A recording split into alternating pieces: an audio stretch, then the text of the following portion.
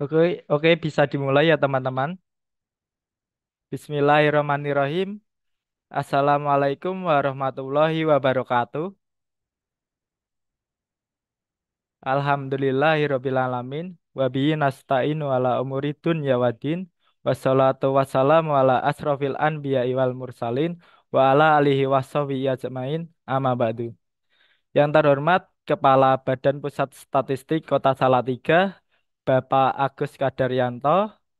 Yang kami hormati Ketua Pojok Statistik Febi Uin Salatiga, Ibu Yusvita Nena Arinta. Yang kami hormati tim pembina Pojok Statistik baik dari Febi Uin Salatiga maupun BPS Kota Salatiga.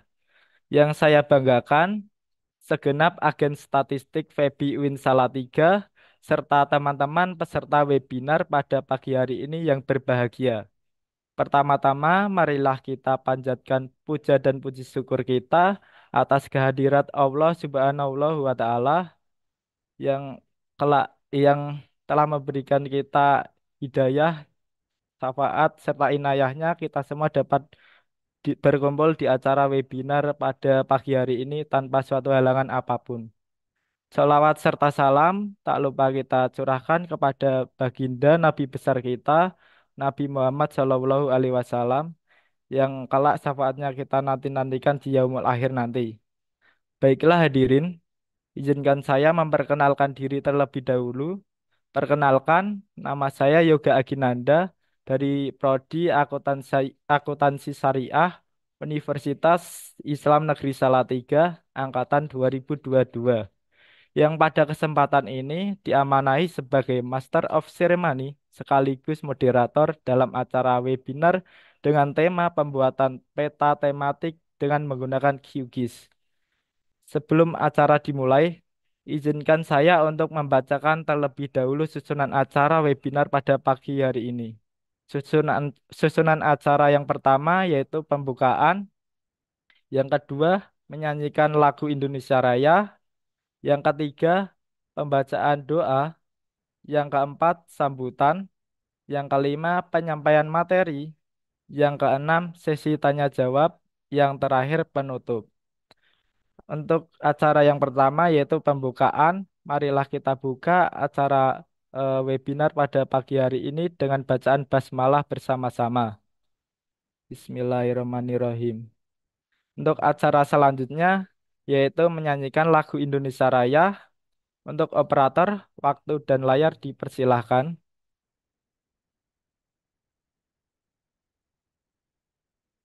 Dan untuk hadirin, dimohon untuk sikap siap.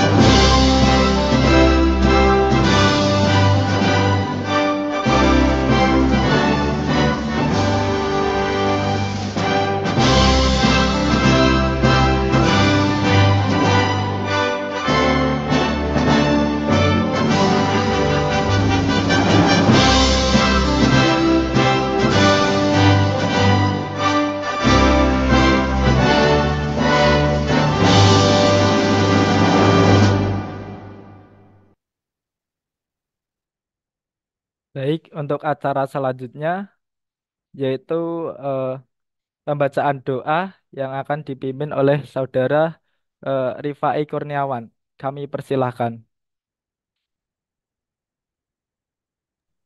Oke. Assalamualaikum warahmatullahi wabarakatuh. Sebelum kita Waalaikumsalam memulai warahmatullahi. acara pada pagi hari ini, alangkah baiknya kita berdoa terlebih dahulu. Bismillahirrahmanirrahim.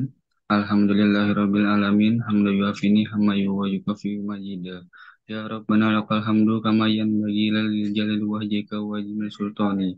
Allahumma shalli wa sallim ala sayyidina Muhammadin wa ala ali sayyidina Muhammad. Allahumma sholli wa sallim ala sayyidina Muhammadin salatan tunjina biha min jami' ahwali wal afwat wa taqdilana biha min jami' sayiat wa tarfauna biha indaka ala darajat wa tumikuluna biha ikal ghayyati min jami' khairati fi hayati wa badal mamma. Allahumma inna nas'aluka mujibatika rahmatika wa jaima maghfiratika wa salamata min kulli ismi wal ghanimata min kulli bir wal fawja bil jannati wa najata minan nar wal afwal indal hisab. Rabbana lajig qulubana ba'da idh hadaitana wa hab lana min ladunka rahmatan innaka antal wahhab.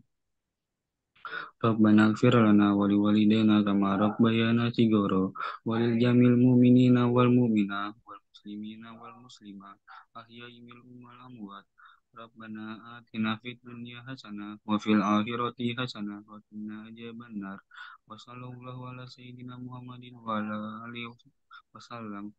Walhamdulillahi rabbil alamin. Kurang lebihnya mohon maaf. Wassalamualaikum warahmatullahi wabarakatuh. Waalaikumsalam warahmatullahi wabarakatuh. Terima kasih Mas Rifai. Untuk acara selanjutnya yaitu sambutan dari Ketua Pojok Statistik kepada Ibu Yuswita Nena Arintah. Kami persilahkan.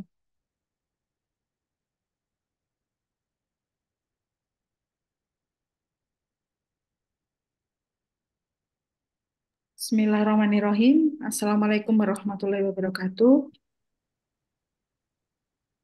Alhamdulillahirabbil Waalaikumsalam alamin. warahmatullahi. Wassalatu wassalam ala asrofil anbiya'i wal mursalin wa ala alihi wa sahbihi ajmain.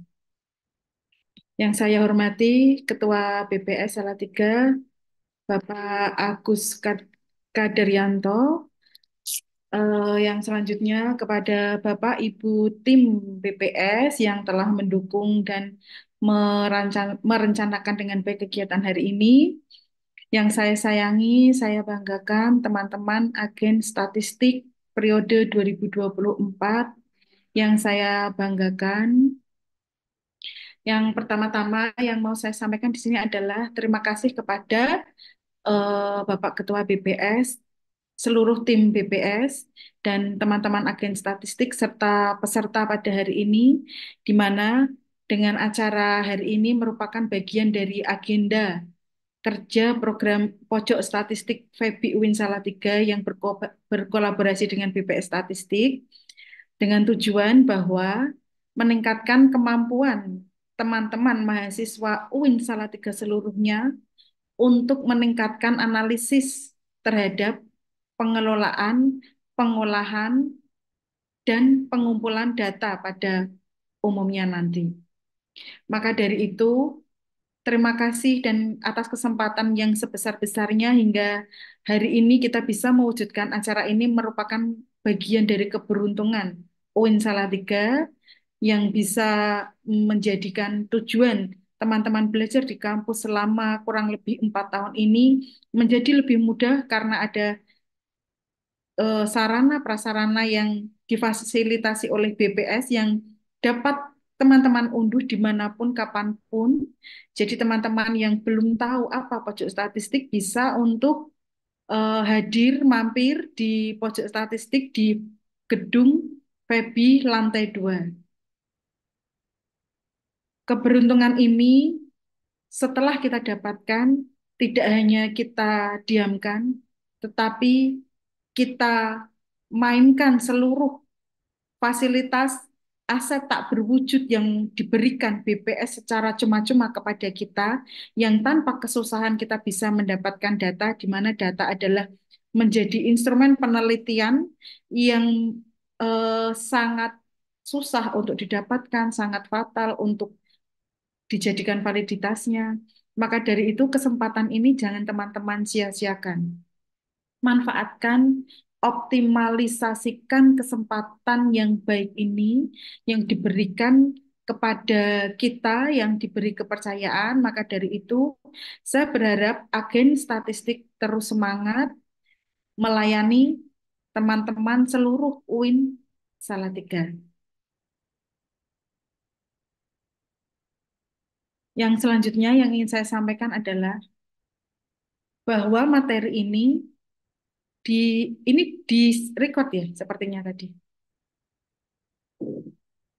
Materi ini bisa kalian simpan, bisa kalian baca ulang-ulang lagi, kita maknai bersama, kita pahami bersama, kita analisis bersama, karena materi ini itu menjadi modal utama keberlanjutan dari sebuah pojok statistik, di mana materi ini akan membantu teman-teman untuk menjalankan program kerja pojok statistik selama periode 1 tahun ini awalnya.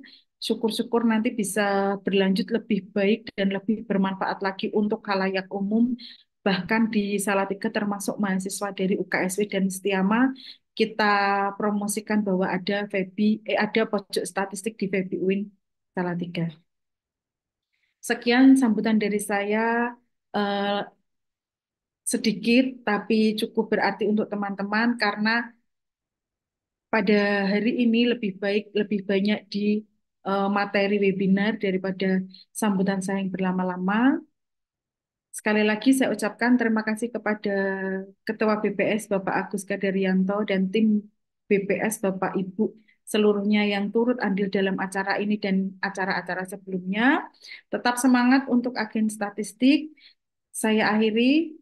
Wassalamualaikum warahmatullahi wabarakatuh. Waalaikumsalam warahmatullahi wabarakatuh. Terima kasih kepada Ibu Yuswita Nina Arinta atas sambutannya. Untuk acara yang selanjutnya yaitu penyampaian materi yang akan disampaikan oleh tiga narasumber kita dari mahasiswa Politeknik Statistika STIS. Untuk materi yang pertama akan disampaikan oleh Kak Eliana Mardianing Tias. Halo Kak Eliana.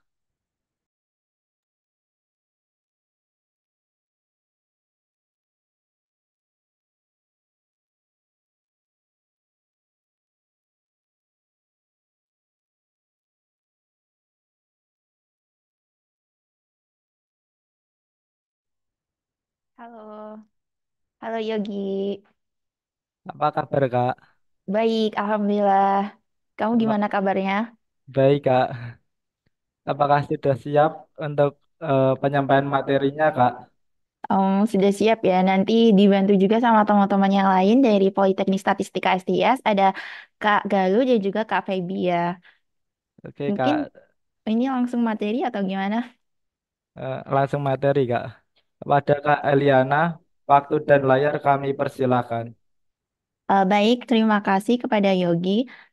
Sebelumnya saya mengucapkan terima kasih kepada Bapak Agus Kadaryanto selaku Ketua Badan Pusat Statistik Kota Salatiga dan juga Bu Yusvita Neina selaku Ketua Tim Pojok Statistik FEBI UIN Salatiga dan juga teman-teman yang sudah berkenan hadir pada webinar Pojok Statistik UIN Salatiga pada pagi hari ini.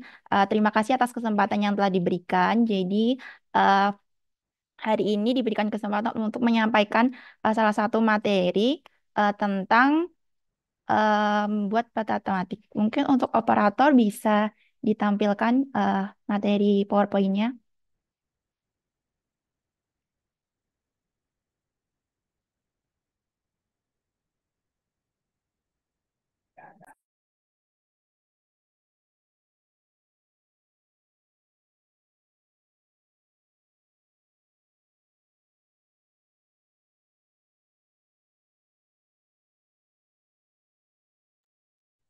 Mungkin sambil menunggu operator menyiapkan PPT-nya atau materinya. Jadi di sini ingin memberikan sedikit informasi nih. Jadi tema webinar pojok statistik hari ini tuh membuatan peta tematik menggunakan QGIS. Jadi kan teman-teman pojok statistik ini kan diberikan apa ya kesempatan untuk mengikuti webinar ini dengan tujuan tentunya untuk ini ya.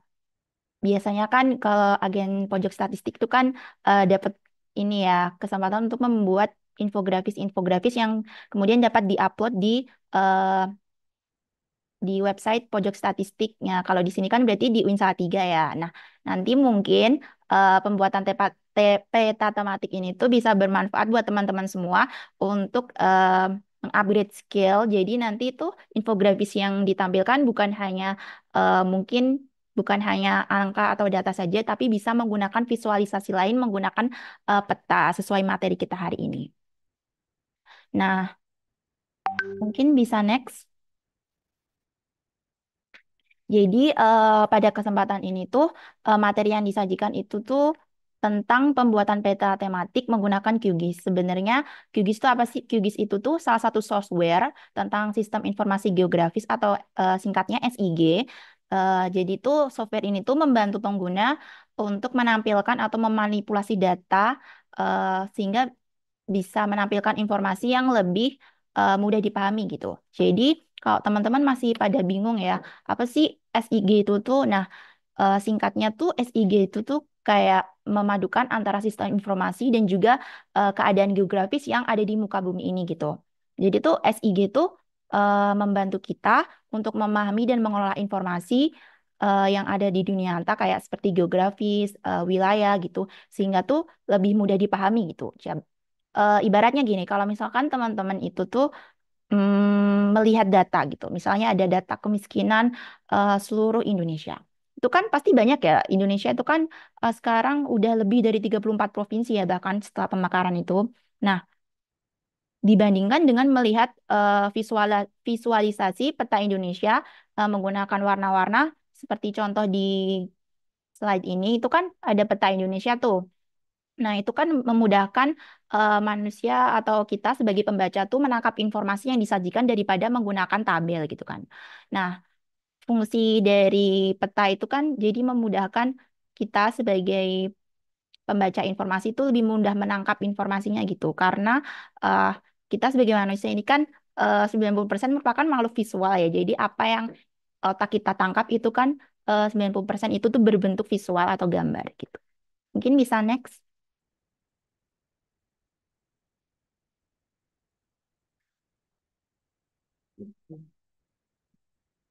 Nah, Eh, jadi kan di materi ini kita belajarnya nanti menggunakan QGIS ya. Nah, kenapa sih kita tuh mau mengajarkan menggunakan QGIS daripada software lain? Yang pertama itu tuh karena QGIS dari segi lisensi dan biaya itu tuh sudah open source ya teman-teman. Jadi itu bisa diunduh gratis tanpa membayar lisensi gitu. Nah, dibandingkan dengan ArcGIS dan MapInfo. Nah, ini ArcGIS dan MapInfo ini tuh merupakan salah dua ya berarti. Eh, Software yang digunakan untuk pembuatan peta gitu kayak sistem informasi geografis gitu.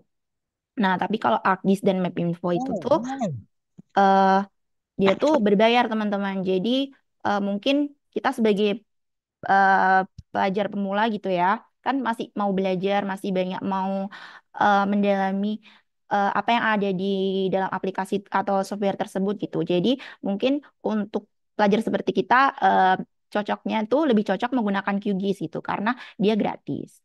Terus kalau dari segi fitur utamanya, kalau QGIS itu tuh banyak fitur-fitur dasar dan juga bisa ditambahkan plugin. Jadi kalau di QGIS itu tuh kalau kita misalkan menginstal aplikasinya itu tuh semua fiturnya belum belum semuanya ada gitu teman-teman. Jadi fitur-fiturnya tuh eh, ada fitur-fitur yang kita tuh harus menginstal tambahan gitu. Namanya itu plugin kalau di situ. Jadi itu eh, kita mau menggunakan QGIS itu tuh bisa disesuaikan dengan kebutuhan kita gitu. Karena kalau misalkan semua fiturnya ditampilkan gitu kan terlalu berat ya mungkin karena aplikasinya saja sudah berat gitu. Nanti bisa disesuaikan sesuai keinginan kita gitu fitur-fiturnya. Kemudian kalau ArcGIS itu dia tuh lebih lengkap karena dia berbayar juga kan. Jadi eh, lebih canggih gitu. Kalau Map Info itu tuh mudah digunakan, tapi fiturnya tuh lebih sedikit dibandingkan dengan ArcGIS.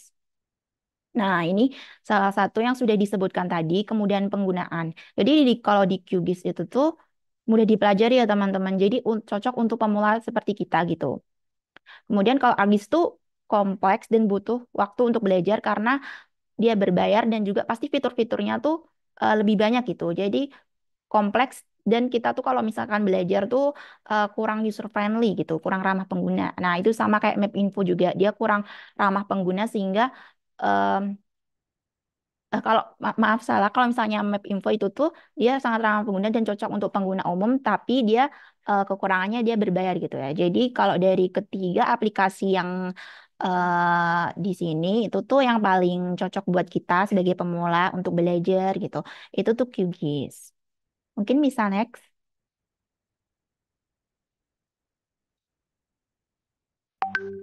Nah, ini QGIS bisa di-download melalui link berikut ya teman-teman. Nanti kan ini materinya juga akan di-share gitu ya.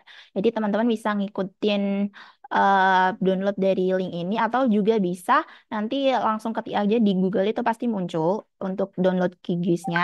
Nah, mungkin kalau teman-teman tuh bingung cara installnya gimana, sebenarnya di YouTube itu sudah banyak apa ya, video-video atau cara-cara untuk menginstal QGIS gitu. Jadi mungkin nanti bisa diperhatikan seperti spesifikasi laptopnya gitu karena kekurangannya QGIS ini lumayan berat ya. Jadinya butuh spek laptop atau spek PC yang lumayan bagus juga. Kemudian untuk download peta itu bisa melalui link GADM. Nah, link GADM itu tuh nanti kita akan praktik gitu teman-teman. Jadi setelah materi ini nanti bakalan diajar teman-teman semua bakal diajarin praktek gimana cara mendownload peta. Jadi kan kalau peta yang kita gunakan tuh bukan peta biasa gitu. Jadi downloadnya tuh di GADM itu tadi. Nanti akan disampaikan materinya oleh Kak Feby. Terus kalau untuk eh, gimana cara membuatan peta tematiknya itu nanti akan disampaikan oleh Kak Galuh. Mungkin bisa next. Nah, seperti temanya tadi, kita akan belajarnya peta tematik nih teman-teman. Nah, peta tematik tuh apa sih pengertiannya? Peta tematik tuh peta yang eh, isinya tuh data-data bisa kualitatif atau kuantitatif yang dia tuh mengandung unsur spesifik untuk tujuan tertentu gitu.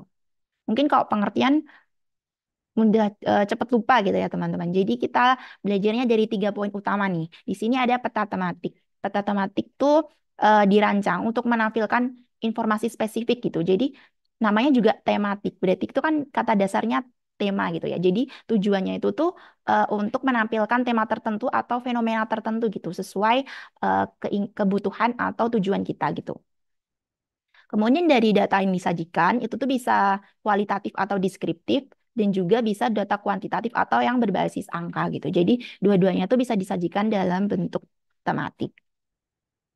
Kemudian kalau tujuannya itu seperti yang sudah disampaikan tadi, membantu analisis atau pemahaman aspek tertentu dari wilayah geografis yang dipetakan. Jadi misalkan ada sebuah peta nih. Nah, kita tuh mau menampilkan apa sih? Nah, kita kan pasti ada urgensi atau tujuan tertentu ya. Misalkan ingin menampilkan em, indeks pembangunan manusia gitu. Nah, dengan data-data itu berarti kan kalau itu kan data kuantitatif ya teman-teman. Berarti itu nanti bisa kita visualisasikan melalui peta. Jadi wilayah mana aja sih yang tergolong IPM-nya tuh tinggi, IPM mana sih yang tergolong IPM-nya tuh rendah gitu. Ini bisa next lagi. Nah, ini adalah contoh peta tematik teman-teman. Jadi ini hmm, peta tematik yang saya ambil dari web BPS. Jadi di web BPS itu kan menampilkan beberapa infografis tuh teman-teman. Nah, di situ tuh banyak ada beberapa juga yang menampilkan peta tematik. Seperti itu kan contohnya ada peta tematik penduduk menurut kecamatan di tahun 2023 gitu dari BPS. Kabupaten Demak. Terus di sampingnya juga ada peta tematik kabupaten atau kota di wilayah Sumatera Utara. Terus juga ada lagi itu. Nah, jadi kan teman-teman di sini kan ini ya belajar membuat infografis itu. Kemarin juga sudah lihat beberapa yang sudah diupload sama teman-teman di web pojok statistik Win tiga itu. Nah, itu tuh kan mungkin belum ada ya, kayaknya sih belum ada yang menampilkan tentang peta tematik nih. Jadi ini mungkin kesempatan bagi teman-teman untuk belajar gimana sih cara bikin peta tematik, terus nanti bisa deh eh, sekaligus belajar, sekaligus ini apa bisa mengunggah hasil peta tematik yang udah teman-teman buat ke web pojok UIN Salatiga. Next. Nah, selanjutnya itu materi tentang ciri-ciri peta tematik. Nah, di sini ada beberapa poin penting tentang peta tematik ya teman-teman. Di sini eh, peta tematik itu tuh fokus pada tema tertentu gitu. Jadi itu menonjolkan atau em, menampilkan beberapa aspek data geografis dengan tema tertentu. Jadi temanya tuh sesuai keinginan kita gitu. Jadi nggak melulu tentang tema itu-itu aja, tapi bisa disesuaikan dengan tema kita. Nah, contohnya di sini ada kepadatan penduduk, terus ada penggunaan lahan atau distribusi penyakit. Jadi kita bisa tahu tuh misalnya wilayah mana aja yang padat penduduknya atau wilayah mana aja yang terpapar penyakit distribusi penyakit A misalkan gitu. Kemudian yang kedua dari visualisasi data. Jadi di peta tematik ini tuh mengkombinasikan warna, pola, dan juga simbol untuk menunjukkan data secara jelas. Jadi kayak eh, jadi tuh pengguna tuh nggak cuman mendapatkan informasi dari data atau angka saja ya. Jadi pengguna pembaca informasi itu bisa mendapatkan pengetahuan tentang wilayah mana aja gitu. Yang mm, wilayah mana aja yang apa namanya bisa menampilkan informasi itu. Lanjut. Nah, yang ketiga ini ada representasi variasi spasial. Jadi eh, menekankan variasi atau spasial dari fenomena yang dipilih. Jadi representasi variasi spasial itu bisa memberikan informasi tentang pola dan distribusi di seluruh area peta, terutama peta yang kita kehendaki gitu ya. Terus dari informasi spesifik itu tuh memberikan informasi terperinci tentang lokasi dan pola sesuai tema yang kita inginkan tadi. Jadi bisa digunakan untuk analisis lebih lanjut. Jadi mungkin teman-teman masih awam juga ya dengan peta tematik itu. Intinya sih peta tematik itu tuh peta yang dia tuh mengandung tema gitu, mengandung tema atau tujuan tertentu yang kemudian tuh informasinya tuh bisa jadi lebih mudah ditangkap kita sebagai pembaca informasi dan juga eh, ini menampilkan dari wilayah geografis yang kita kehendaki informasinya gitu. Lanjut. Nah, ini ada beberapa jenis peta tematik. Jadi yang pertama itu ada choropleth map atau peta choropleth. Nah, ini tuh petanya itu menggunakan gradasi warna untuk menunjukkan wilayah statistik. Misalkan nih, ada kepadatan penduduk. Misalkan kalau misalnya eh, wilayah atau bagian yang diwarnai dengan warna pekat itu biasanya cenderung dengan wilayah-wilayah yang padat penduduknya. Sedangkan wilayah yang diwarnai terang, misalkan enggak pekat gitu ya, itu berarti wilayah yang eh, penduduknya tuh jarang gitu atau belum sepadat yang berwarna pekat gitu. Jadi ya tuh mudah gitu menangkap informasinya. Yang kedua itu ada Isarithmic Map ya. Jadi eh Isarithmic Map itu menggunakan garis atau titik dengan nilai yang sama untuk menunjukkan variasi dari data. Misalkan tuh garis atau kontur. Jadi tuh Isarithmic Map tuh kayak menunjukkan apa ya gampangnya tuh kayak garis kontur gitu loh teman-teman. Jadi tuh peta bumi itu kan ada kayak yang misalnya kalau misalnya di pegunungan itu kan berarti memiliki ketinggian tertentu tuh. Nah, itu tuh bisa digambarkan menggunakan peta kontur. Jadi contoh peta isaritmik tuh untuk melihatkan ketinggian permukaan tanah, terus tekanan udara itu kan menggunakan garis kontur ya teman-teman. Kemudian lanjut. Lalu yang ketiga ini contohnya ada flow map. Flow map atau peta aliran itu, peta alir gitu ya.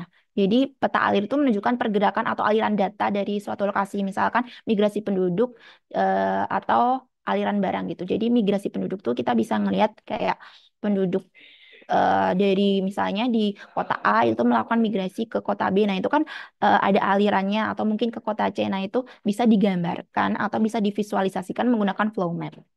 Nah, yang keempat ini ada chart map. Jadi chart map tuh menggunakan diagram atau grafik yang dikombinasikan dengan peta gitu. Contohnya ada diagram batang yang disajikan di atas peta. Sebenarnya tuh masih banyak jenis peta lain gitu dalam peta tematik. Karena tujuan peta tematik itu kan bisa macam-macam tuh, bisa kita sesuaikan dengan tujuan kita masing-masing. Jadi sebenarnya masih banyak contoh atau jenis peta tematik yang lain. Mungkin teman-teman nanti bisa explore lebih lanjut ya. Mungkin bisa next. Nah, ini ada implementasi atau penerapan dari peta-peta yang sudah dijelaskan sebelumnya tadi. Jadi ini choropleth, ini teman-teman bisa lihat. Jadi mungkin kalau misalkan wilayah atau daerah yang memiliki warna pekat itu misalkan berarti itu tuh kalau misalkan ini choropleth map tentang kepadatan penduduk wilayah, suatu wilayah gitu berarti wilayah yang diberi warna gelap atau pekat itu berarti memiliki penduduk yang padat gitu, padat penduduk. Kalau misalkan daerah yang mungkin nggak terlalu pekat gitu, berarti penduduknya masih jarang. Atau bisa juga peta persebaran penyakit tuh teman-teman. Kalau misalkan ada daerah dengan misalkan eh, ini ya apa choropleth map tentang misalkan eh, kalau yang kemarin tuh berarti COVID ya teman-teman. Nah itu kan daerah yang misalkan zona merah. Nah itu kan berarti zona yang dia tuh persebarannya tuh sudah sangat menyebar gitu ya, udah bahaya gitu dibandingkan dengan daerah lain yang mungkin nggak zona merah gitu. Terus yang selanjutnya itu ada isarithmic map. Nah, seperti yang udah disampaikan sebelumnya tadi, jadi keadaan bumi itu kan bisa ditampilkan ke dalam kontur atau garis gitu ya. Jadi kayak ketinggian, terus permukaan wilayah, suhu itu kan bisa digambarkan dengan garis atau kontur gitu ya. Nah, jadi contohnya itu tuh ini kalau isarithmic map tuh misalkan tuh tentang distribusi suhu atau tekanan udara gitu. Jadi ditampilkannya dalam garis kontur seperti ini. Kemudian yang selanjutnya itu ada flow map. Jadi ini ada kayak garis-garis ya teman-teman ini. Berarti itu aliran yang menunjukkan pergerakan suatu apa ya? Berarti kalau misalkan ini pergerakan arus migrasi, berarti garis-garis yang pekat hitam ini tuh menggambarkan tentang pergerakan migrasi yang dilakukan oleh penduduk di situ misalkan. Nah, kalau pie chart map, ini sebenarnya chart map itu kan ada banyak ya, bisa pie chart map, bisa mungkin eh, map yang lain, kan ada pie chart, ada bar chart gitu. Sesuai keinginan kita itu menyajikan informasinya bagaimana. Ini kan kalau di sini pie chart berarti diagram lingkarannya, teman-teman. Nah, misalkan di wilayah A itu berarti perbandingan antara mungkin penduduk laki-laki dan perempuan gitu. Misalkan yang pekat itu perempuan, berarti kita bisa lihat perbandingan atau persenannya gitu ya, teman-teman. Mungkin bisa dilanjut. Ini sudah masuk ke materi selanjutnya ya teman-teman. Jadi selanjutnya itu adalah materi tentang gimana sih kita mau mengunduh eh, mengunduh peta dan juga mengunduh data. Nanti eh, akan disampaikan oleh Kak Feby. Mungkin sekian dari saya. Apabila ada salah-salah kata atau perkataan yang kurang berkenan, saya mohon maaf. Eh, waktu dan waktu dan layar saya persilakan kepada Kak Feby. Silakan Kak Feby.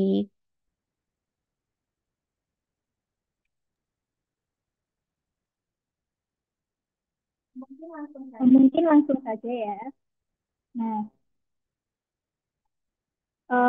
mungkin sebelum kita download petanya dan memulai praktiknya membuat peta tematik, nah penting untuk kita ketahui data apa yang akan kita pakai nantinya. Nah, spoiler aja, jadi eh, data yang akan kita gunakan itu adalah data IPM. Nah, mungkin ada teman-teman yang belum familiar dengan IPM itu sih. Nah, mungkin aku jelasin dikit tentang IPM. Nah, IPM atau Indeks Pembangunan Manusia itu menggambarkan tingkat pencapaian pembangunan manusia sebagai dampak dari kegiatan pembangunan di suatu daerah atau wilayah. Nah, IPM ini mengukur hasil pembangunan suatu daerah atau wilayah dalam tiga dimensi dasar pembangunan. Nah, tiga dimensinya yaitu yang pertama ada umur panjang dan umur sehat, kemudian ada dimensi pengetahuan, dan yang terakhir ada dimensi standar hidup layak. Nah, apa yang dimaksud dengan tiga dimensi ini? Next, mungkin. Nah, di dimensi umur panjang dan umur sehat ini itu dicerminkan melalui indikator umur harapan hidup atau UHH. Nah, apa sih UHH itu? UHH merupakan kemungkinan lama hidup seorang bayi yang baru lahir di dunia. Nah, misalkan ini ada UHH Kota Salatiga 2023 ya. Ini terlihat angkanya 77,93. Nah, apa artinya? Nah, artinya secara rata-rata bayi yang baru lahir pada tahun 2023 di Kota Salatiga mempunyai harapan hidup di dunia hingga berumur 77 hingga 78 tahun. Jadi, selain menyediakan data dan juga menampilkan angka-angka data, kita juga perlu tahu arti dari angka-angka tersebut.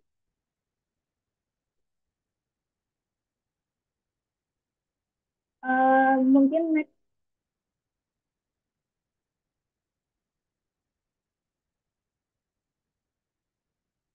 Kemudian untuk dimensi selanjutnya itu dimensi pengetahuan.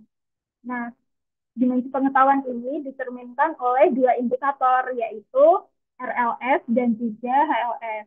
Nah, RLS itu rata-rata lama sekolah, sedangkan HLS itu adalah harapan lama sekolah. Nah, rata-rata lama sekolah yang ada di Kota Salatiga pada tahun 2023 ini 11,24 tahun.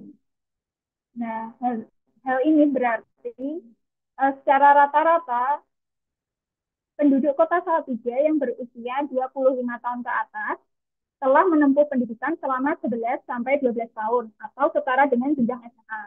Nah, sedangkan HLS untuk Kota Salatiga pada tahun 2023 itu tercatat 15,44 tahun. Nah, artinya apa? Artinya, angka tersebut menunjukkan peluang anak usia 7 tahun ke atas untuk mengenyam pendidikan formal pada tahun tertentu. Nah, hal ini berarti peluang anak berusia 7 tahun ke atas di Kota Salatiga untuk memasuk ke jenjang pendidikan formal pada tahun 2023 adalah selama 15 sampai 16 tahun atau setara dengan perguruan tinggi. Jadi HLS di Kota Salatiga ini terbilang cukup tinggi ya. Jadi banyak pelajar di Kota Salatiga yang uh, telah menempuh perguruan tinggi.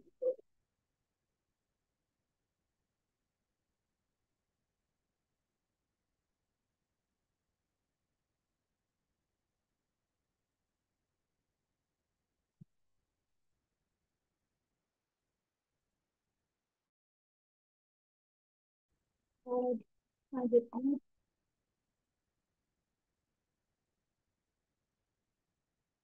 Yang dimensi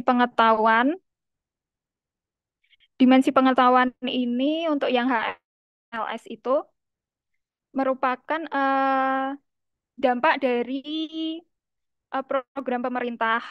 Misalkan nih, apa ya, pembangunan sekolah yang pesat itu juga meningkatkan dapat meningkatkan Nah, sebaliknya apabila banyak mahasiswa, banyak siswa ya yang DO gitu, itu akan berdampak terhadap menurunnya HLS di suatu wilayah. Nah, untuk yang dimensi terakhir ini ada standar hidup layak. Nah, apa sih standar hidup layak dan dicerminkan dalam eh, data apa? Nah, untuk dimensi standar hidup layak ini dicerminkan oleh pengeluaran per kapita per tahun yang disesuaikan. Nah, di mana pengeluaran per kapita per tahun yang disesuaikan untuk masyarakat di Kota Salatiga, ini contohnya. Nah, pada tahun 2023 sebesar 16 juta 300 16 juta 650. Nah, ini meningkat dari tahun 2022. Di tahun 2022 itu sebesar 16 juta 350. Nah, peningkatan ini dipengaruhi oleh peningkatan kebutuhan masyarakat serta peningkatan harga barang dan jasa yang akan dibayarkan oleh masyarakat.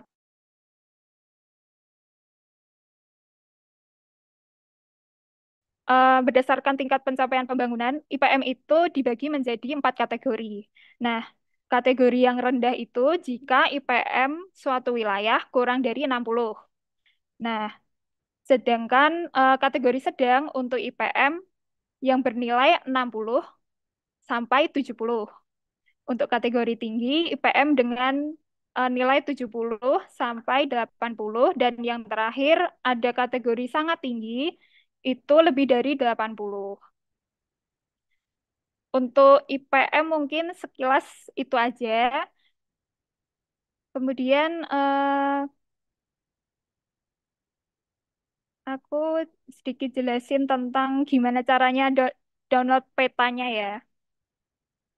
Oke, izin share screen.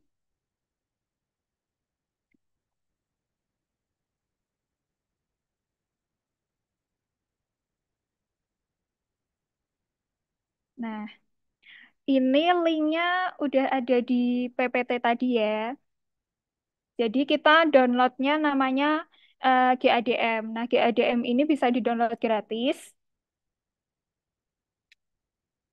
Untuk cara downloadnya itu kita masuk dulu ke webnya, kemudian di bagian negara ini, nah kita cari peta yang Indonesia. Nah, kemudian kita download bisa geopackage dan juga bisa juga save file. Tapi biasanya kita download save file gitu. Ini bisa langsung di-download gini. Nah, kemudian ini apa sih level 0, level 1, level 2, level 3, level 4. Nah, ini dalam peta itu, ini kayak di samping ini ya, bentuk peta Indonesianya. Nah, untuk level 0 itu penyajian petanya berupa peta seluruh Indonesia nih, belum ada batas-batas provinsi atau kabupaten gitu. Nah, untuk level 1 ini petanya sudah dibagi lagi ke dalam provinsi-provinsi. Jadi ada batas-batas provinsinya. Untuk yang level 2 itu batas-batasnya menyempit lagi jadi kabupaten atau kota. Untuk yang level 3 itu batasnya dari kecamatan. Kemudian level 4 itu batas-batas desa atau kelurahan. Seperti itu.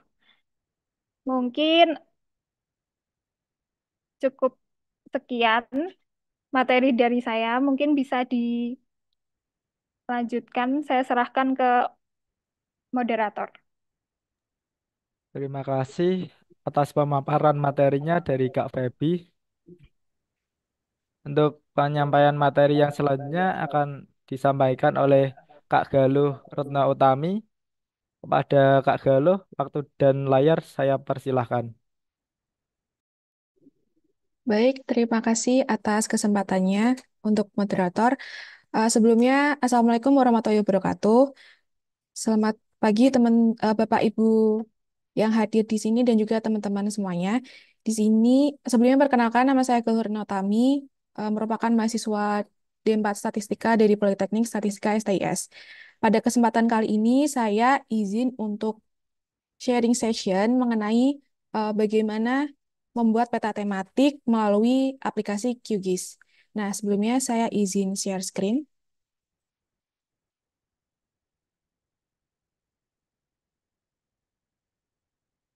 Nah, eh, jadi tadi kan oleh teman saya, Eliana dan juga Feby telah dijelaskan mengenai apa itu peta tematik dan juga bagaimana cara mendownload petanya. Nah, pada sesi kali ini, saya akan menjelaskan bagaimana cara mengaplikasikan atau membuat peta tematik menggunakan data dari IPM. Nah, apa itu IPM sudah dijelaskan oleh Feby. Nah, sebelum masuk, sebelum memulai praktikum bagaimana cara membuat peta tematik secara sederhana, di sini saya akan menjelaskan terlebih dahulu fitur-fitur umum yang ada di QGIS. Jadi, secara umum itu, aplikasi QGIS ini memiliki 5 bagian, yaitu mulai dari menu bar, toolbar, panels, map view, dan juga status bar. Nah, dimulai dari menu bar. Menu bar ini letaknya ada di paling atas, teman-teman. Mulai dari project, edit, view, hingga help. Ini disebut menu bar. Nah, di menu bar ini biasanya yang tampil di user interface-nya QGIS ini merupakan menu utama. Sedangkan ketika kita klik, ini nanti akan muncul sub-sub menu yang banyak sesuai fungsi dan juga kegunaannya. Nah, kemudian yang kedua itu terdapat bagian toolbar itu mulai baris kedua, tiga, dan juga empat. Nah, di toolbar ini itu terdapat tools-tools atau alat yang dapat digunakan untuk mengakses sebagian besar fungsi dari QGIS. Nah, di toolbar ini teman-teman bisa atur apa aja yang akan muncul di toolbar, dan biasanya yang muncul di toolbar ini juga ada pada menu bar. Contohnya seperti pen map, di sini ada pen map pada toolbar. Nah, ini juga dapat diakses pada menu bar bagian view. Nah, selanjutnya bagian ketiga itu adalah panels. Nah, eh, contoh panels itu yang terlihat di sini ada browser panels dan juga layer panels. Nah, untuk browser panel ini teman-teman bisa lihat, nanti bisa explore mandiri juga. Contohnya itu di browser panel kita bisa mengakses file-file yang ada pada device kita masing-masing. Nah, untuk layer panel ini nanti akan memunculkan panel-panel yang teman-teman sedang kerjakan atau sedang teman-teman buka. Dan yang terakhir itu, yang keempat, itu ada map view. Map view itu ketika teman-teman misalnya kita buka project baru. Nah, halaman putih ini atau bagian yang putih ini merupakan map view yang nantinya akan menampilkan peta yang teman-teman buka. Dan yang terakhir itu ada bagian status bar, itu di bagian bawah. Ada status bar ini menampilkan informasi umum mengenai peta. Misalnya ada koordinat, skala, dan lain sebagainya. Nah, itu tadi fitur dasar dari QGIS. Selanjutnya kita akan mulai untuk membuat peta tematik. Jadi caranya yang pertama itu kita perlu membuka petanya. Jadi cara membuka petanya itu teman-teman bisa akses pada menu, lalu add layer atau menambahkan layer. Dan di sini teman-teman bisa lihat bahwa pada add layer ini banyak berbagai jenisnya. Nah, setiap add layer ini memiliki fungsi masing-masing. Contohnya pada add vector layer ini dapat digunakan untuk membuka peta yang berformat shapefile. Terus add vector layer ini juga dapat menambahkan peta dalam bentuk poligon, garis, ataupun titik yang memiliki koordinat. Sedangkan untuk yang add raster layer, ini itu digunakan untuk menambahkan peta yang dalam bentuk pixel atau picture element. Contohnya itu peta hasil citra satelit. Tapi yang akan kita gunakan pada praktikum kali ini adalah add vector layer untuk menambahkan petanya yang berformat shapefile dan juga add spreadsheet layer untuk menambahkan data yang akan kita gunakan. Jadi langsung aja kita add vector layer. Kemudian teman-teman bisa klik titik 3 untuk mencari file petanya. Contohnya kita akan menggunakan, oh ya, ini file peta yang telah kita download. Kita akan menggunakan peta Indonesia dalam kabupaten. Jadi tadi peta Indonesia dalam kabupaten itu yang berkode 2. Jadi pilih CADM Indonesia 2 berformat file atau SHP. Lalu klik open dan klik add. Nah, di sini teman-teman bisa lihat sudah terbuka peta Indonesia dalam kabupaten. Nah, tapi untuk mengecek apa aja atribut yang ada di peta, itu teman-teman bisa menggunakan toolbar Open Attribute. Ini nanti akan menampilkan apa aja sih isian dari peta itu. Nah, untuk peta yang udah kita pilih itu ada name 1, ini adalah provinsi, name 2, itu adalah eh, kabupaten atau kota, dan juga type ini adalah dia itu termasuk kabupaten atau kota dan juga kode wilayahnya. Nah, kemudian selanjutnya yang kita butuhkan itu adalah data IPM-nya karena kita akan membuat peta tematik Pulau Jawa berdasarkan IPM-nya. Jadi kita tambahkan layer lagi dengan cara yang sama yaitu layer, add layer, dan kita tambahkan add spreadsheet layer. Lalu kita cari itu menggunakan data IPM Jateng 2023. Klik open.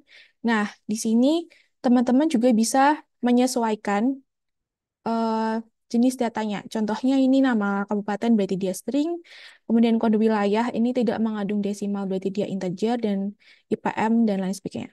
Klik OK dan di sini sudah muncul 2 layar. Nah, tapi karena kita hanya akan mengambil wilayah Provinsi Jawa Tengah, maka kita dapat melakukan filter pada peta ini. Caranya gimana? Nah, itu teman-teman klik pada layar petanya, kemudian klik kanan, dan di sini nanti akan ada menu Properties. Nah, di menu Properties ini juga akan muncul banyak menu, tapi untuk memfilter peta, itu teman-teman bisa menggunakan menu Source, dan di sini akan ada fitur Query Builder di pojok kanan bawah. Di sini kita bisa klik. Nah, akan muncul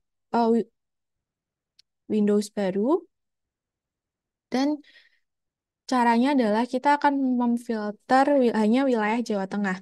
Tadi yang merupakan wilayah provinsi itu kan yang name 1. Maka dari itu kita klik name 1 untuk melihat apa aja yang ada di name 1 itu teman-teman bisa klik sampel pada value. Nah, ini sini akan muncul nama-nama wilayahnya. Jadi untuk memfilternya klik dua pada name 1. Nah, akan muncul di provider specific filter expression. Kemudian klik sama dengan dan kita cari wilayah yang akan kita filter. Contohnya wilayah Jawa Tengah. Klik 2 Jawa Tengah. Nah, ketika sudah seperti ini, teman-teman bisa klik OK dan apply dan OK. Nah, sini akan muncul yang akan ditampilkan hanya wilayah yang terfilter yaitu wilayah Jawa Tengah. Terus gimana cara, ini kan kecil banget ya, gimana cara ngezoomnya? Itu teman-teman bisa pakai toolbar yang namanya Zoom to Layer.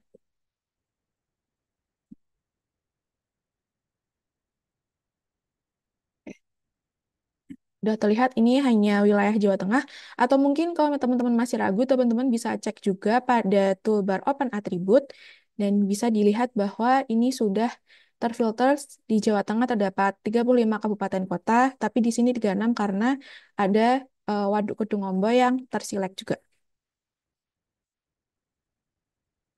Nah, setelah selesai memfilter petanya, langkah selanjutnya itu kita harus menggabungkan, karena di tabelnya tadi kan belum ada data IPM ya teman-teman.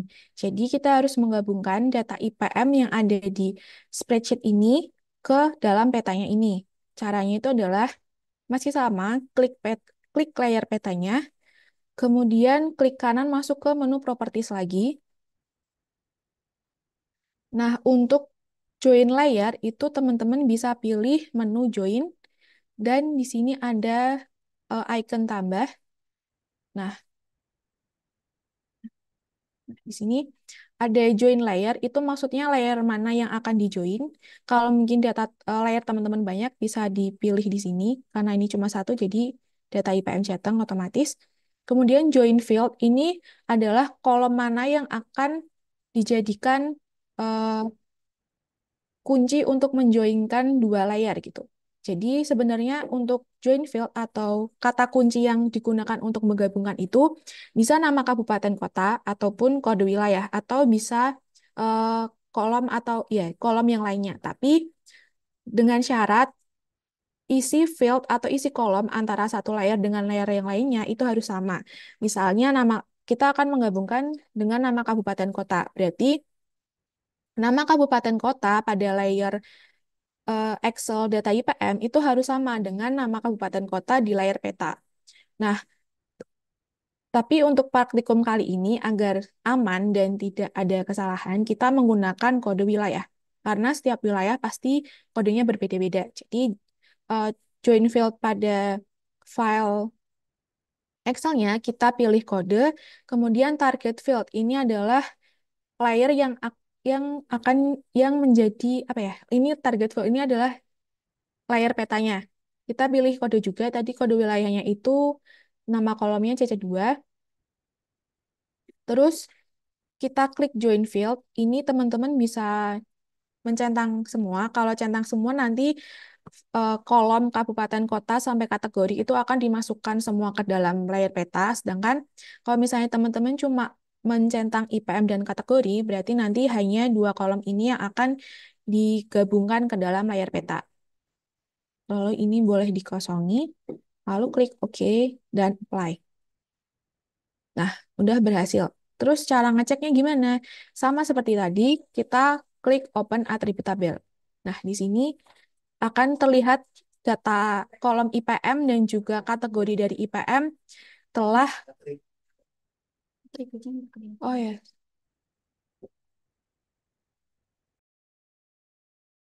bentar ya karena tabelnya nggak kelihatan, saya izin share screen ulang.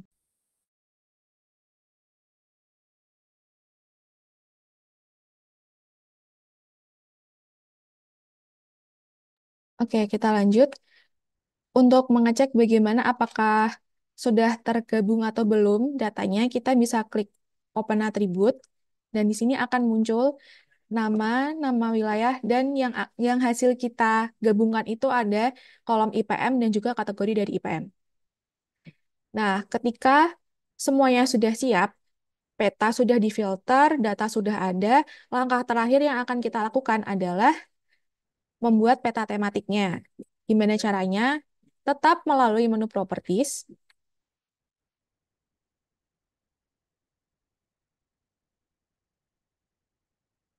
Melalui menu Properties, kemudian kita masuk ke simbologi. Ini untuk membuat petanya. Masuk ke pada ini atas, itu kita pilih yang categorize. Kenapa kita pilih categorize? Karena data yang akan kita karena data IPM kita telah kita kategorikan menjadi 1, 2, 3, dan juga 4. Kalau misalnya datanya berupa bukan kategori, itu kita bisa pakai graduate. Tapi praktikum kali ini kita pakai categorize. Untuk yang graduate mungkin teman-teman bisa explore mandiri. Nah, lalu kita pilih akan dikategorikan berdasarkan apa, itu pada value. Di sini kita bisa klik dan kita cari kategori. Lalu kita klik classify. Nah, sesuai kategori yang sudah ada, karena di Jawa Tengah itu IPM-nya hanya sampai kategori 3, maka di sini yang muncul itu juga hanya sampai 3. Terus yang terakhir ini ada all other. Kenapa ini muncul?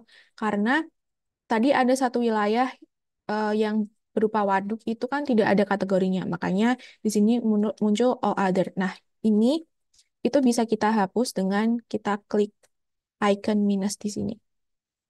Nah, untuk warnanya, ini kita juga bisa sesuaikan pada simbol. ini untuk memilih warna secara manual atau juga bisa pick color atau choose color, tapi untuk lebih simpelnya kita juga bisa memakai color ramp di sini atau random colors. Klik contohnya misalnya kita pakai yang magma. Nah, ini nanti akan muncul otomatis 3 warna yang terpilih. Lalu kita klik apply dan oke. Nah, di sini sudah terbentuk peta tematiknya, yaitu wilayah Jawa Tengah memiliki 3 kategori IPM, berwarna gelap ini kategori 1, berwarna pink ini kategori 2, dan juga berwarna kuning ini kategori 3. Nah, tapi apakah ini sudah bisa digunakan? Sebenarnya sudah bisa, cuma untuk standar peta yang baik itu eh, sebaiknya ada namanya judul peta, arah mata angin, dan juga legenda dari warna-warna ini. Kan ini ya, kalau misalnya teman-teman langsung pakai dari sini, disimpan gambar ataupun screenshot, kan ini pasti legendanya nggak akan diikutkan ya. Nah, cara bagaimana memunculkan legenda itu ada caranya, supaya peta ini lebih terlihat lebih baik gitu.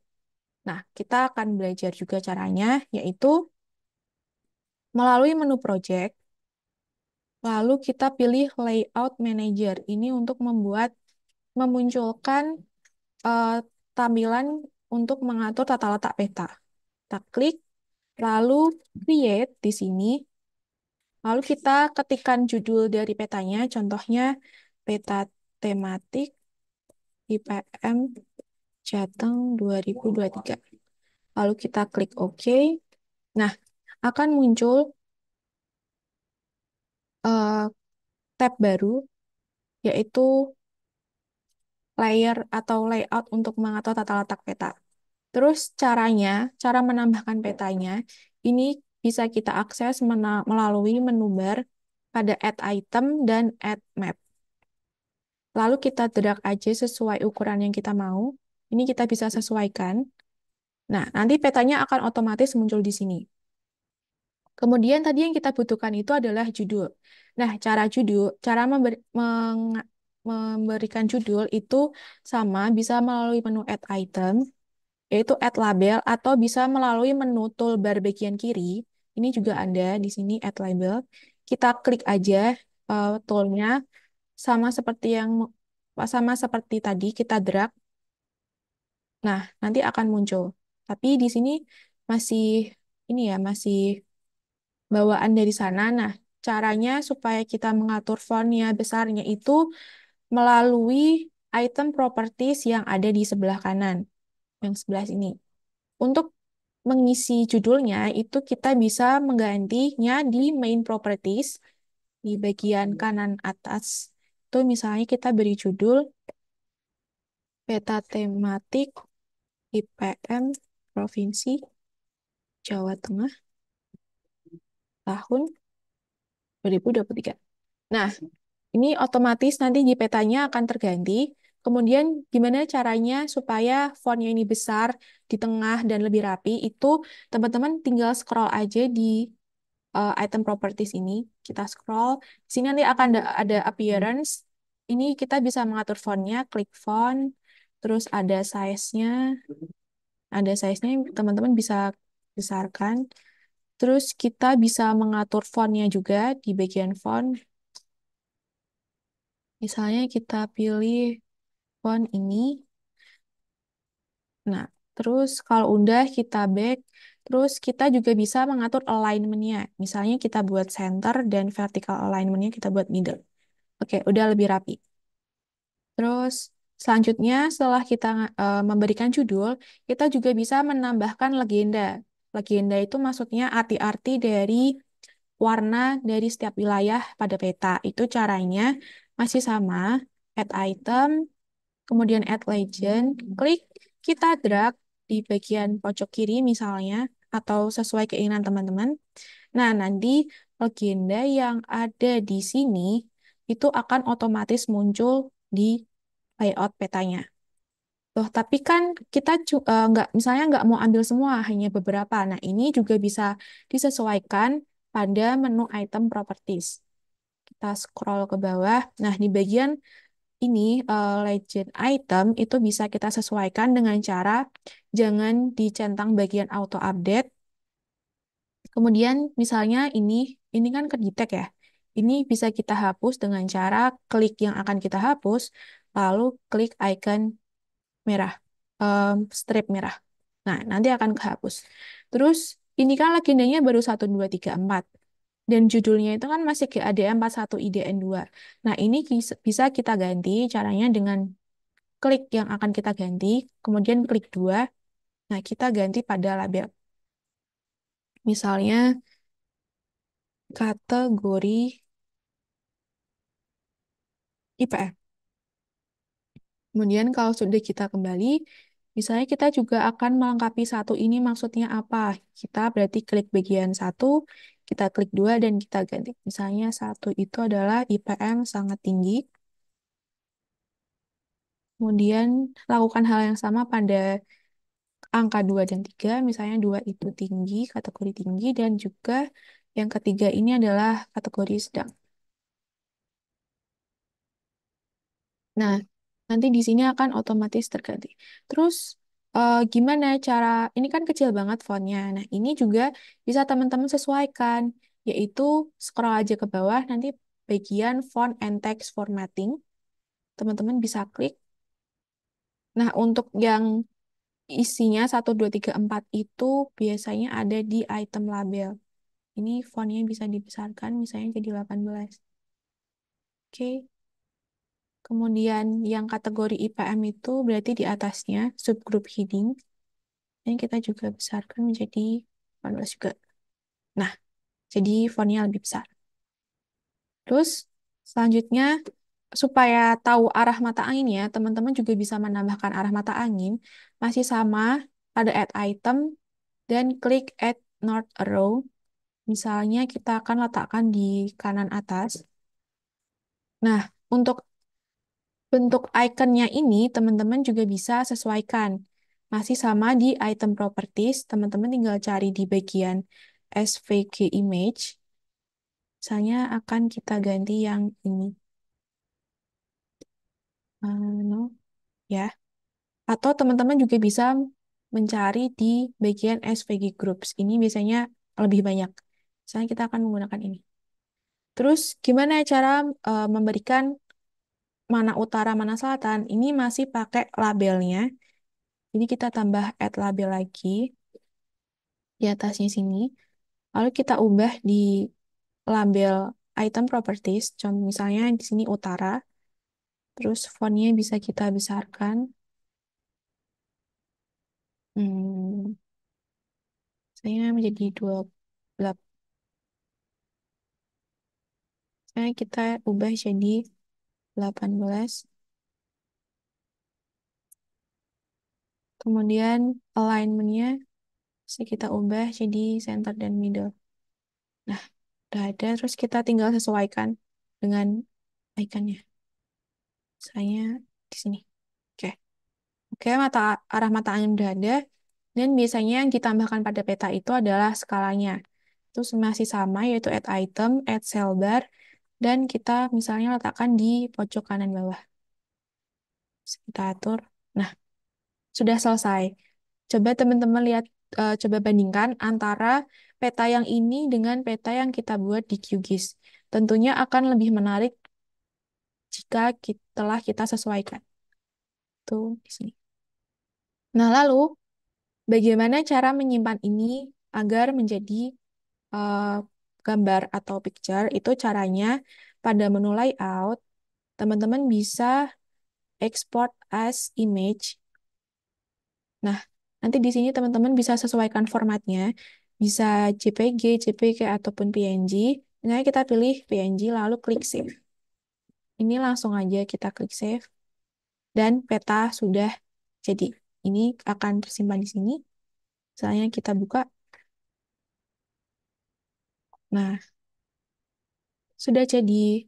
Jadi kalau dibandingkan kita melihat data IPM melalui tabel ataupun melalui visualisasi misalnya bar chart atau yang lainnya itu kurang menggambarkan perbandingan antar wilayah. Sedangkan kalau misalnya kita lihat dari peta tematik ini, pembaca akan lebih mudah memahami maksud dari visualisasinya. Jadi berdasarkan peta ini itu kita bisa lihat bahwa oh ternyata di Provinsi Jawa Tengah itu rata-rata wilayahnya itu memiliki skor IPM yang yang tinggi atau dengan kategori tinggi yaitu antara rentang 70 70 hingga kurang dari 80. Selain itu, dari peta ini juga pembaca juga menjadi lebih mudah mengetahui bahwa ternyata untuk IPM kategori yang sangat tinggi atau kategori yang tertinggi itu terdapat 4 wilayah, yaitu di sini adalah wilayah Kota Semarang, Kota Salatiga, Kota Malang, dan juga Kota Surakarta. Oke, sekian yang dapat saya sampaikan. Mohon maaf apabila ada kekurangan atau kesalahan kata. Wassalamualaikum warahmatullahi wabarakatuh. Waktu dan tempat saya kembalikan ke moderator. Terima kasih kepada Kak Aliana, Kak Febiola, dan Kak Galoh atas pemaparan materinya. Untuk acara berikutnya yaitu sesi tanya jawab. Untuk termin pertama, kami membuka 3 orang penanya yang ingin bertanya. Silahkan mengaktifkan fitur raise hand ataupun menulis di chat komentar. Kami mengutamakan pertanyaan secara langsung melalui raise hand. Silahkan yang ingin bertanya.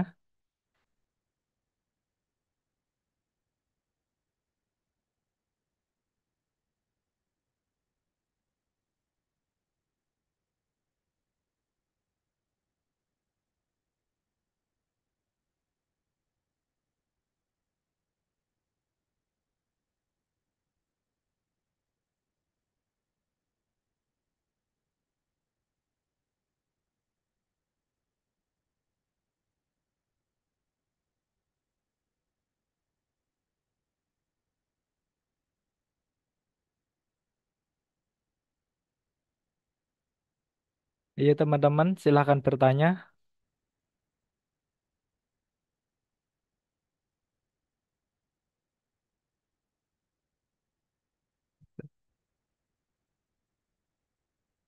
Iya, dari sini.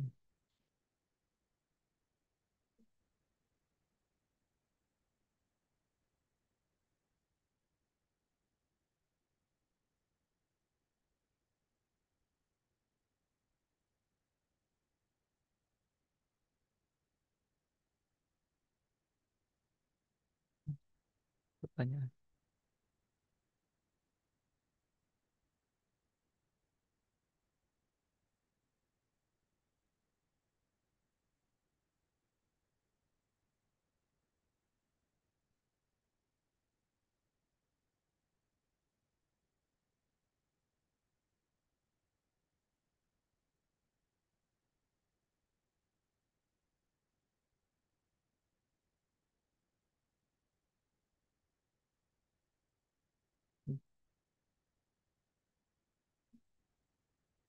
Ini ada pertanyaan dari Kak Ajun.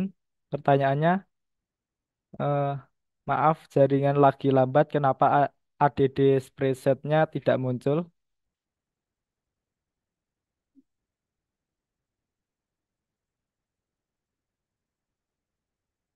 Bisa langsung dijawab. Oke, izin menjawab. Tadi pertanyaannya itu kenapa add spreadsheet-nya tidak muncul? Oh ya, maaf teman-teman, tadi kelupaan. Izin share screen dulu. Bentar. Jadi untuk uh, fitur add spreadsheet itu harus kita install mandiri plugin-nya atau tools-nya. Jadi caranya itu di bagian menu plugins, teman-teman bisa klik Manage and Install Plugins. Nah, lalu di bagian search, teman-teman bisa langsung ketik spreadsheet. Nah, ini nanti kan akan muncul ya spreadsheet layar.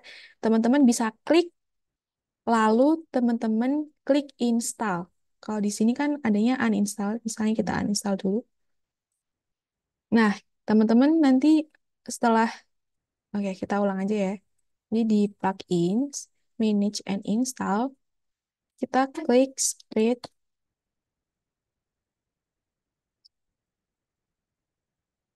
Spreadsheet.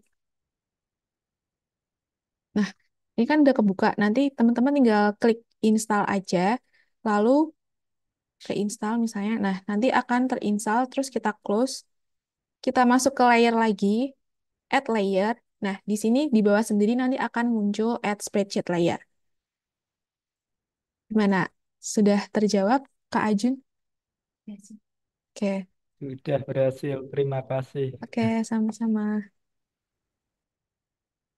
Untuk pertanyaan selanjutnya dari Kak Sri Wahyuni, apakah contoh peta tadi bisa diberikan kode atau nama kabupaten atau kota sesuai dengan wilayahnya?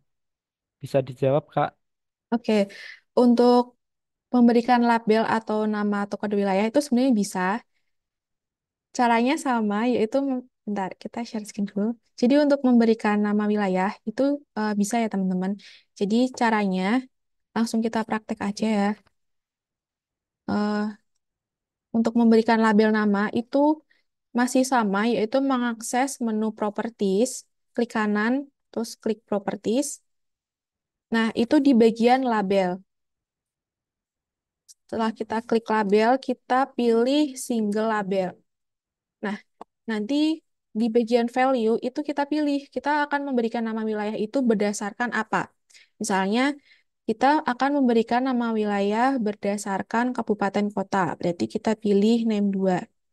Lalu, ini kita langsung klik apply. Nah, ini nanti otomatis di sini akan muncul nama-nama wilayahnya. Tapi kan ini nggak kelihatan ya.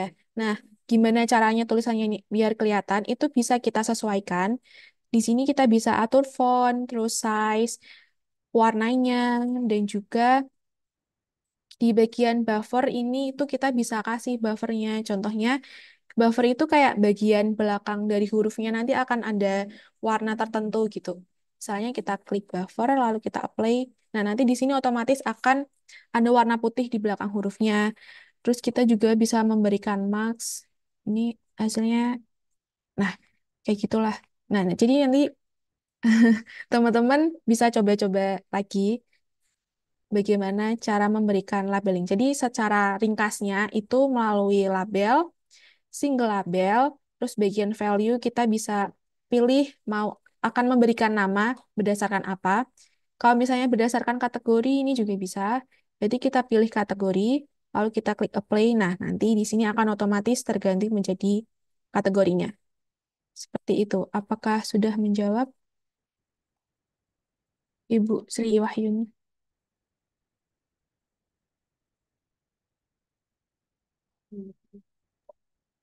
Lanjut untuk pertanyaan selanjutnya.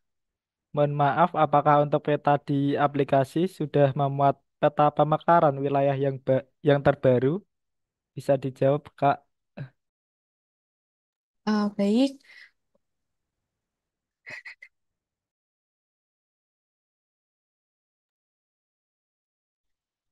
Izin menjawab ya. Untuk yang peta ini, kami belum menemukan peta yang sudah eh, wilayahnya pemekaran gitu ya.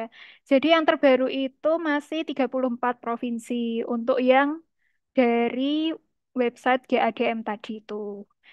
Jadi yang di website GADM tadi yang terbaru baru 34 provinsi dan kami belum menemukan peta yang wilayahnya sudah mekar gitu.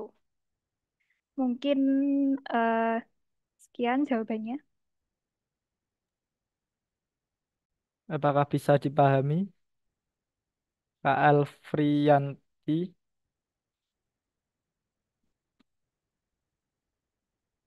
Untuk pertanyaan selanjutnya, ada lagi dari Kak Ajun. Kak, boleh ditunjukkan kembali nggak ya struktur data IPM Jateng tadi, variabel yang dibutuhkan, variabel-variabel yang dibutuhkan. Bisa dijawab, bisa dilihatin itu, Kak.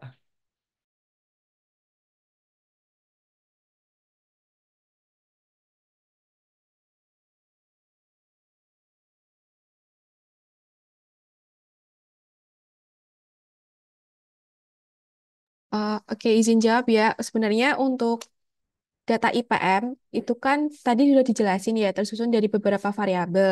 Tapi sebenarnya cara apa IPM itu bisa kita langsung dapat data spreadsheet-nya melalui BPPS langsung gitu. Jadi kita tidak perlu menghitung manual. Nah, caranya gimana? Itu saya izin share screen ya.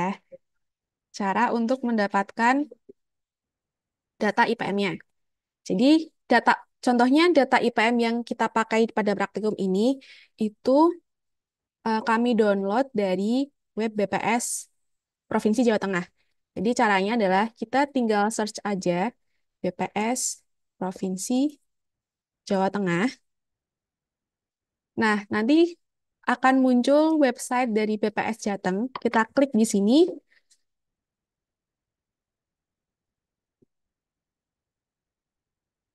Nah, nanti caranya teman-teman bisa akses pada sebentar.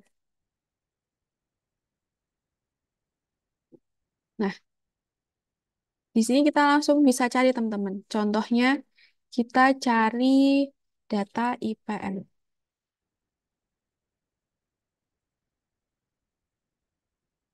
Kita bisa cari di bagian tabel atau enggak gimana ya? Bentar, ada yang lebih gampangnya kok.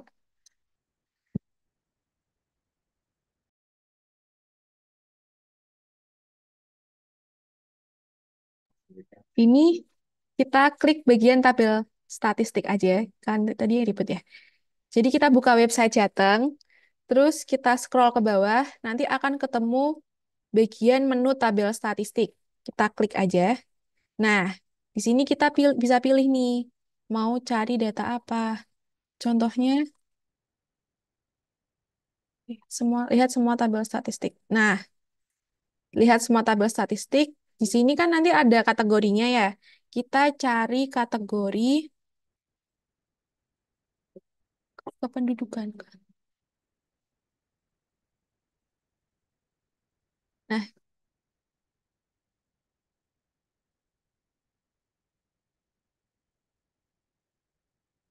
kita scroll ke bagian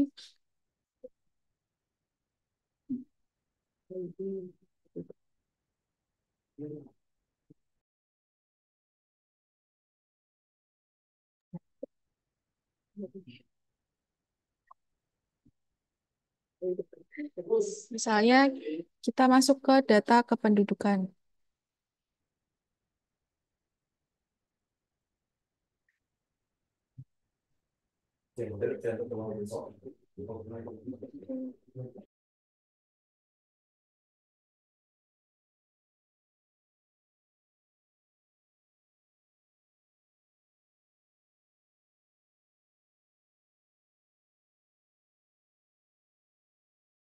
Oh, bentar.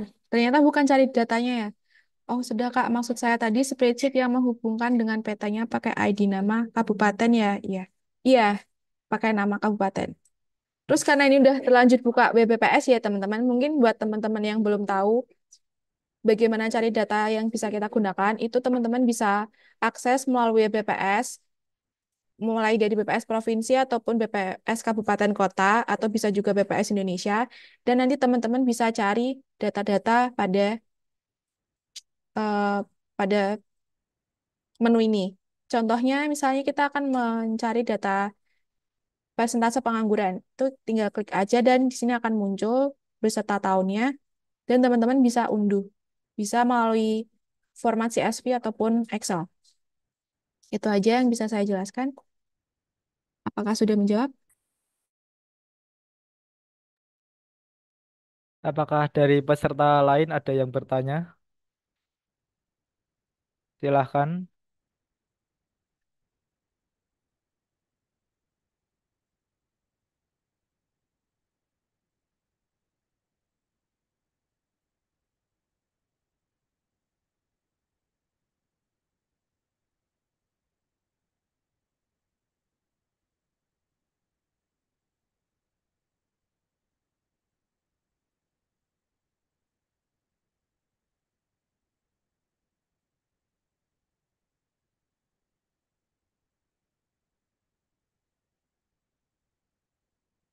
Udah.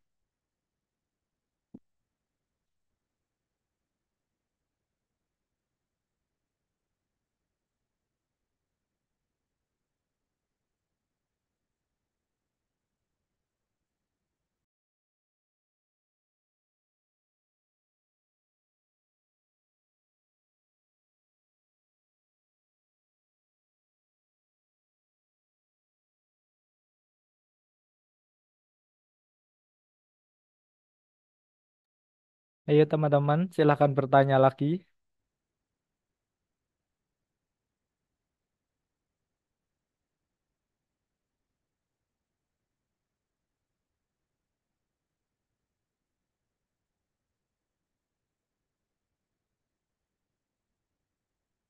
Dan jangan lupa untuk mengisi daftar hadir ya teman-teman. Itu sebagai syarat pembuatan sertif nantinya. Pengiriman sertifnya nanti diakses melalui link web pendaftaran webinarnya. Pengiriman paling lambat sekitar 5 harian. Silahkan. Daftar hadir akan bisa diakses jam 10 sampai jam 4 sore. Bisa mengisi terlebih dahulu itu.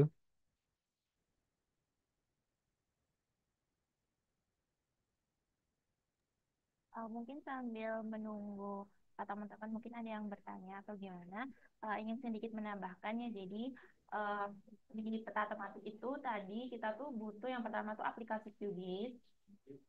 Kemudian yang kedua itu setelah install juga kita perlu menyesuaikan juga plugin-plugin yang kita perlukan gitu. Karena kayak tadi ada teman yang udah nyoba mungkin ya sekaligus praktek.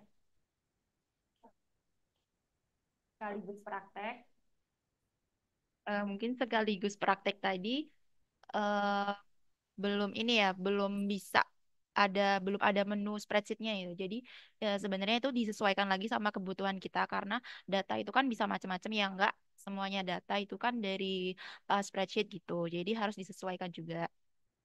Kemudian setelah install QGIS dan juga menyesuaikan plugin yang sesuai kebutuhan kita tadi, teman-teman juga butuh data data kayak misalkan kalau tadi di contoh itu kan data IPM ya teman-teman. Nah, data IPM itu sebenarnya sudah tersedia di BPS gitu. Kalau misalnya teman-teman belum pernah berkunjung ke websitenya BPS itu bisa berkunjung aja ke bps.co.id. Itu kan ada web BPS dari BPS RI, BPS provinsi dan juga PPS dari kabupaten atau kota, dan di situ tuh datanya tuh sebenarnya udah lengkap teman-teman. Jadi tadi kan udah ditutorial kan juga ya, udah dicontohkan gimana cara mendownload datanya. Di situ tuh banyak informasi tentang data-data statistik gitu. Bisa download data tentang kemiskinan, tingkat pengangguran, kayak IPM tadi juga ada di situ. Sebenarnya nggak cuma data itu aja, tapi mungkin itu salah satu contoh aja. Nanti teman-teman bisa lebih explore lagi gitu. Kalau di PPS tuh kita bisa download datanya tuh sesuai keinginan kita gitu. Jadi ada yang namanya di situ tuh ada fitur tabel dinamis. Jadi di situ teman-teman tuh bisa nyesuaiin gitu, mau download data dari tahun berapa sampai tahun berapa, karena data yang ditampilkan itu kan macam-macam ya. Jadi mungkin teman-teman kompleks gitu kalau misalnya download semua tahun gitu misalkan. Nah, itu teman-teman bisa sesuaikan, misalkan mau download dari tahun 2020 hingga tahun 2024 karena ingin menampilkan data 4 tahun terakhir gitu misalkan. Terus juga untuk tadi kenapa datanya itu bisa dikombin atau bisa disatukan itu karena ada eh, nama provinsi. Jadi di data peta itu kan ada nama provinsinya tuh, ada kode wilayahnya juga. Nah, itu tuh nanti disesuaikan sama wilayah atau provinsi yang ada di file CSV yang sudah di-download dari web BPS gitu. Mungkin menambahkan itu aja. Terima kasih.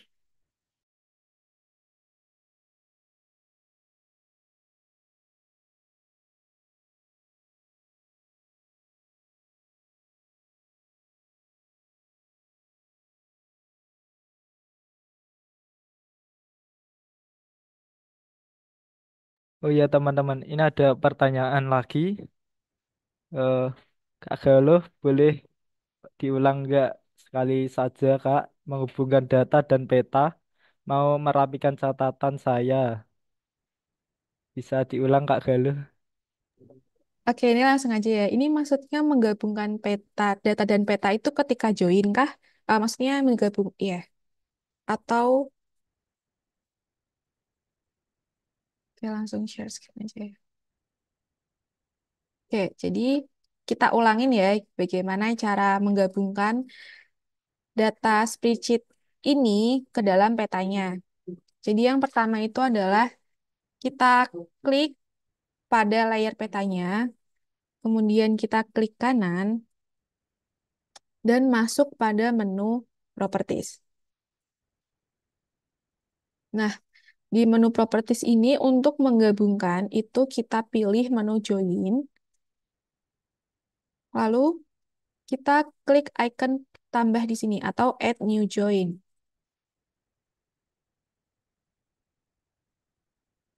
Nah, di sini nanti akan ada beberapa ini ya, isian. Misalnya join layer. Join layer ini adalah data yang akan kita gabung, yaitu data IPM Jawa Tengah. Kita pilih. Terus join field. Ini itu adalah join field ini kita akan menggabungkan layer data IPM Jateng dengan peta itu berdasarkan apa? Bisa berdasarkan nama atau bisa juga berdasarkan kategori. Nah, kalau berdasarkan nama, itu syaratnya adalah nama wilayah di data IPM Jateng itu harus sama persis dengan nama wilayah di peta. Nah, itu kita kalau misalnya pakai nama itu kan secara nggak langsung kita harus ngecek dulu kan nama per wilayahnya. Nah, supaya biar lebih ringkas, itu di sini kita menggabungkannya menggunakan kode wilayah. Lalu di target field-nya ini, di target field-nya ini kita juga pilih kode wilayah, yaitu di CC2. Nah, setelah ini sudah benar terisi, kita bisa klik pada join field. Nah, kalau teman-teman ingin menggabungkan semuanya, itu bisa dicentang semua. Tapi kan tadi di file peta itu sudah ada nama kabupaten kota dan juga kode wilayahnya. Jadi yang perlu kita gabung di sini itu hanya skor IPM-nya dan juga kategori dari IPM. Jadi IPM dan kategori ini kita centang. Terus bagian ini kita bisa kosongkan aja. Lalu kita klik OK dan apply. Terus supaya memastikan apakah data kita itu udah benar-benar tergabung atau belum, itu bisa kita cek pada open attribute yang icon di sini. Nah, nanti akan muncul tabel isian dari petanya, dan di sini sudah ada data atau kolom IPM dan juga kategori. Berarti kita sudah berhasil menggabungkan antara layer data IPM dengan layer petanya. Tuh, apakah sudah terjawab, Ajun?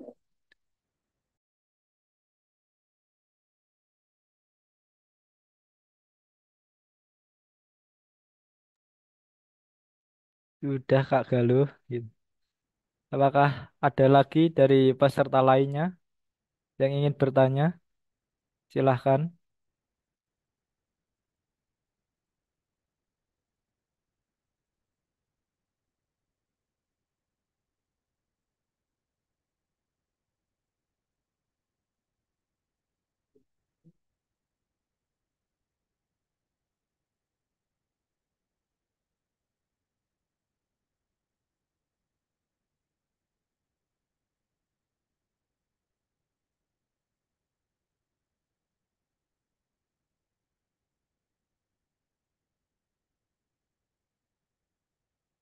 Jangan lupa presensi ya teman-teman. Sudah bisa diakses.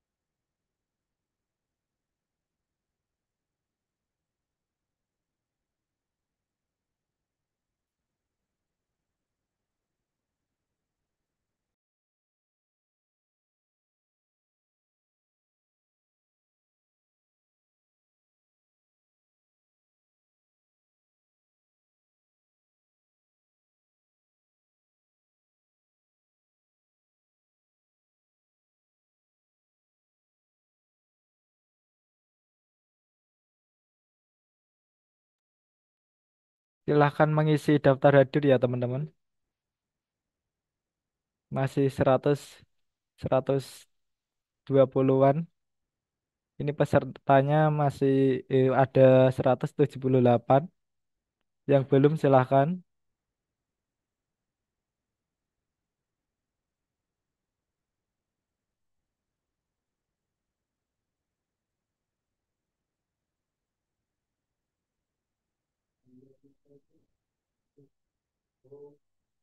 Karena sudah tidak ada yang bertanya, eh, saya akan membacakan sedikit kesimpulan yang saya catat. QGIS adalah software sistem informasi geografis SIG yang memungkinkan pengguna untuk menampilkan, memanipulasi, dan mengubah data SIG. Eh, Peta tematik adalah peta yang menyajikan data-data secara kualitatif dan kuantitatif pada unsur-unsur yang spesifik untuk tujuan tertentu. Peta tematik dirancang untuk menampilkan informasi spesifik tentang suatu tema atau fenomena. Tujuannya membantu analisis atau pemahaman aspek tertentu dari wilayah geografis yang dipetakan. Ciri-ciri peta tematik yang pertama, fokus pada tema tertentu. Yang kedua, visualisasi data. Yang ketiga, representasi variasi spasial. Keempat, informasi statistik. Eh, yang selanjutnya ada IPM, Indeks Pembangunan Manusia, dikategorikan menjadi tiga, yaitu umur panjang dan umur sehat, pengetahuan, standar hidup layak. Untuk umur panjang dan umur sehat diukur melalui indikator UHH atau umur harapan hidup.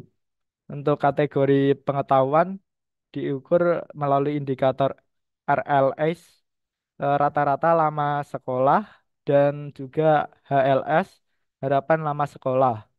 Untuk kategori yang ketiga, standar hidup layak diukur melalui indikator pengeluaran per kapita per tahun. Itu saja yang dapat saya kesimpulan. Eh, Acara yang selanjutnya yaitu penutup. Alhamdulillahirrahmanirrahim telah sampai di penghujung acara. Terima kasih banyak kepada narasumber serta peserta eh, yang mengikuti acara dari awal sampai akhir. Semoga ilmu yang didapatkan dapat bermanfaat. Saya selaku pemandu acara meminta maaf yang sebesar-besarnya apabila terdapat salah kata maupun sikap. Saya akhiri. Wassalamualaikum warahmatullahi wabarakatuh. Waalaikumsalam.